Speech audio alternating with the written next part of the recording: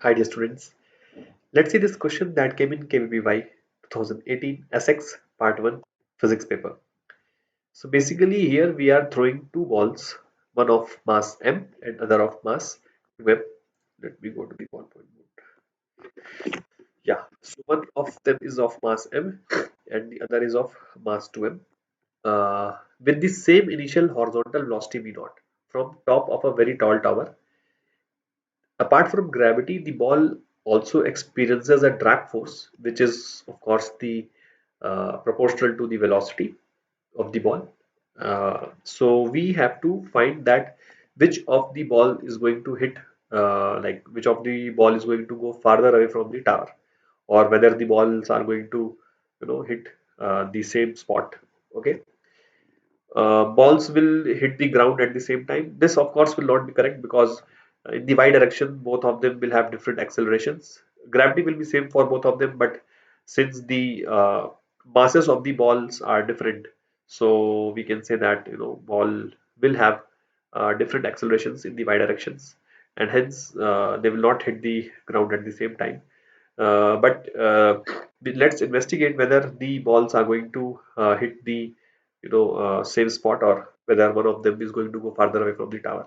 Okay, the tower is very tall. Now if you let's draw the tower first. So if this is the tower and the ball has been thrown with velocity v naught, so at any instant, let us say the velocity vector is pointing in this direction, v. Okay, so in the x direction, the x component of velocity, let us say, is vx, right? Vx. So we can say that the force in the x direction will be minus kvx, right? So this minus kvx will be creating the x retardation. So we can write this as minus dvx by dt, correct? Similarly, if you want to write about in the y direction, so we can say that in the y direction, force in y direction will be mg minus kvy. This is the force in the y direction.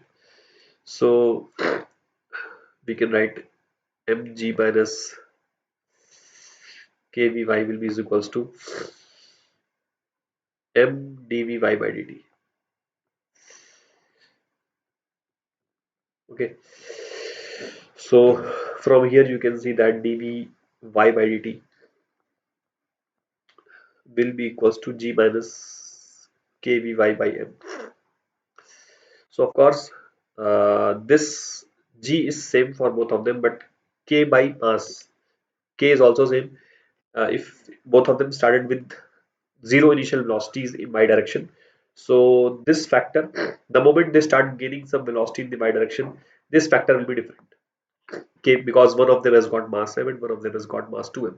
So the acceleration in y direction is different, and displacement of both of them in y direction will be same. So time of flight will, of course, will be different. Now we will investigate the x. So this Vx can be written as dsx by dt, which is the displacement in the x direction, will be equals to m dvx by dt. So if you integrate this, and dt will be cancelled out. Initially, the displacement in x was 0. At that time, the all velocity was in the x direction itself. So which we can say v naught. Finally, when the velocity in x will become 0, because the tower is very tall, so we can say that eventually it will effectively move in y direction only because the tower is very tall. So it will effectively gain whole velocity in y-axis. So dvx, vx will become 0. Okay, and we can say that by that time displacement in x would have become sx. So if you see, this becomes k into sx will be is equals to minus mv naught. So from here we can say that sx becomes mv naught by k. So you can see that v naught is same for both of them, k is same for both of them, but mass, of course, the mass of second ball is twice the mass of the first ball, and hence the displacement of the second ball will be almost twice the that of second ball by the time they hit the ground. So we can say that they will hit. So heavier ball is going to hit farther away. So the heavier ball is going to hit farther away from the lighter ball. Option A will be the correct answer in my opinion. I hope you would have understood the solution. That's it. Thank you.